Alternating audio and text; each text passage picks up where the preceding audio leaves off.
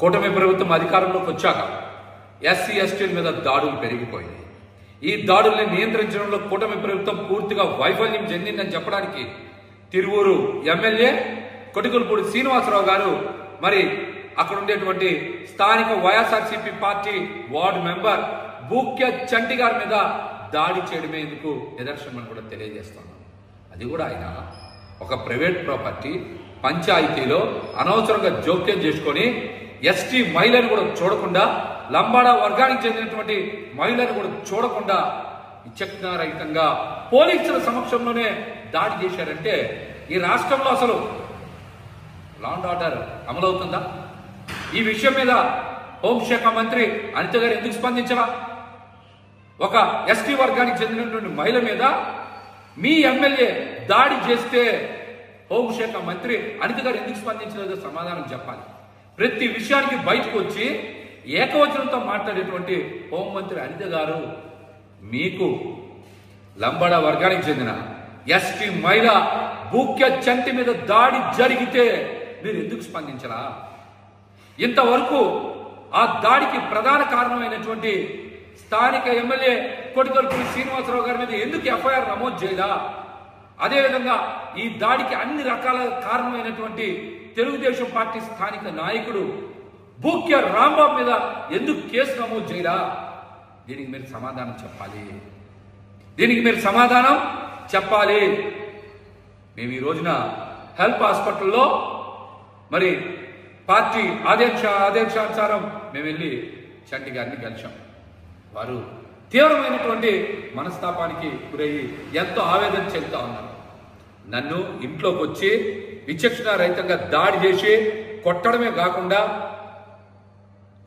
కాకుండా ఈ రోజున నేను ఆత్మహత్య చేసుకుంటే నన్ను రాజీ చేసుకోమని, నన్ను ఇబ్బందులు గురి చేయడమే కాకుండా నా పిల్లల మీద కూడా కేసులు పెడతామని చెప్పి బెదిరిస్తున్నారని, వారి కుటుంబ సభ్యుల్లో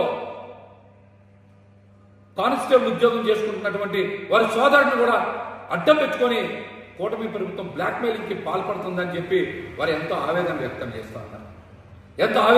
చేస్తూ ఉన్నారు. ఇది మంచి పద్ధతి కాదని కూడా కూటమి ప్రభుత్వాన్ని హెచ్చరిస్తా. ఈ ఘటన మీద స్థానిక ఎంపీ కేశినేని చిన్ని గారు కూడా మీరు స్పందించాలి. గతంలో తిరువూరు నియోజకవర్గంలో జరిగిన అనేక ఘటనల మీద మీరు అక్కడ మీటింగ్స్ ఏర్పాటు చేశారు.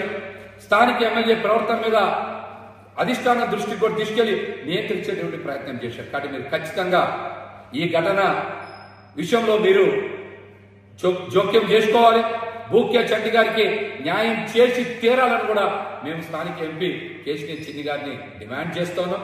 అదేవిధంగా మా పార్టీ జిల్లా అధ్యక్షులు దేవినేని అవినాష్ గారు కూడా ఇప్పటికే వారిని పలు దఫాలుగా పరామర్శించారు. వారికి అన్ని రకాలుగా అండగా ఉంటా ఉన్నారు. అదేవిధంగా వారికి ఏ ఇబ్బంది వచ్చినా కూడా తక్షణమే స్పందిస్తామని కూడా తెలియజేశారు.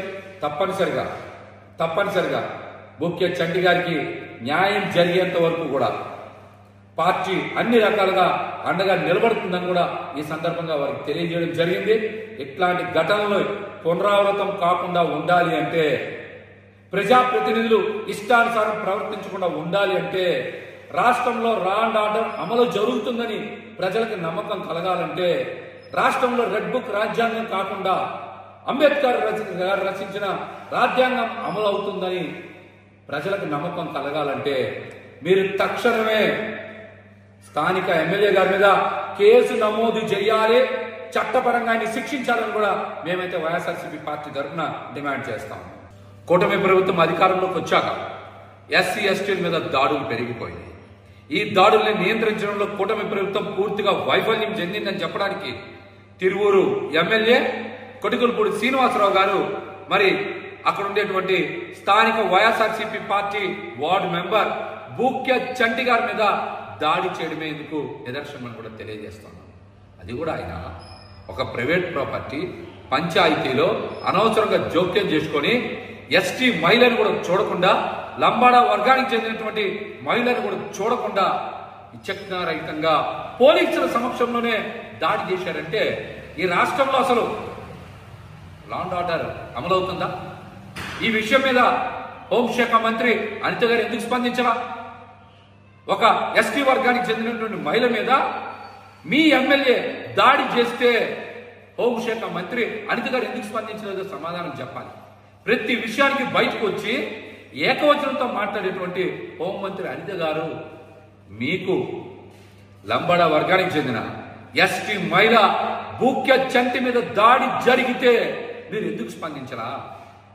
ఇంతవరకు ఆ దాడికి ప్రధాన కారణమైనటువంటి స్థానిక ఎమ్మెల్యే కొడికల్పూడి శ్రీనివాసరావు గారి మీద ఎందుకు ఎఫ్ఐఆర్ నమోదు చేయలా? అదేవిధంగా ఈ దాడికి అన్ని రకాల కారణమైనటువంటి తెలుగుదేశం పార్టీ స్థానిక నాయకుడు భూక్య రాంబాబు మీద ఎందుకు కేసు నమోదు చేయలా? దీనికి మీరు సమాధానం చెప్పాలి. మేము ఈ రోజున హెల్ప్ హాస్పిటల్లో మరి పార్టీ ఆదేశానుసారం మేము వెళ్ళి చంటి గారిని కలిశాం. వారు తీవ్రమైనటువంటి మనస్తాపానికి గురయ్యి ఎంతో ఆవేదన చెందుతా ఉన్నారు. నన్ను ఇంట్లోకి వచ్చి విచక్షణ రహితంగా దాడి చేసి కొట్టడమే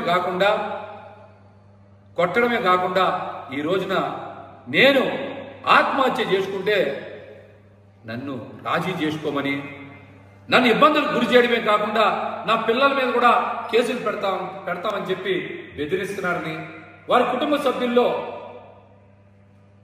కానిస్టేబుల్ ఉద్యోగం చేసుకుంటున్నటువంటి వారి సోదరుని కూడా అడ్డం పెట్టుకొని కూటమి ప్రభుత్వం బ్లాక్మెయిలింగ్ కి పాల్పడుతుందని చెప్పి వారు ఎంతో ఆవేదన వ్యక్తం చేస్తూ ఉన్నారు. ఇది మంచి పద్ధతి కాదని కూడా కూటమి ప్రభుత్వాన్ని హెచ్చరిస్తా. ఈ ఘటన మీద స్థానిక ఎంపీ కేశినేని చిన్ని గారు కూడా మీరు స్పందించాలి. గతంలో తిరువూరు నియోజకవర్గంలో జరిగిన అనేక ఘటనల మీద మీరు అక్కడ మీటింగ్స్ ఏర్పాటు చేశారు. స్థానిక ఎమ్మెల్యే ప్రవర్తన మీద అధిష్టాన దృష్టికి కూడా తీసుకెళ్లి నియంత్రించేటువంటి ప్రయత్నం చేశారు. కాబట్టి మీరు ఖచ్చితంగా ఈ ఘటన విషయంలో మీరు జోక్యం చేసుకోవాలి.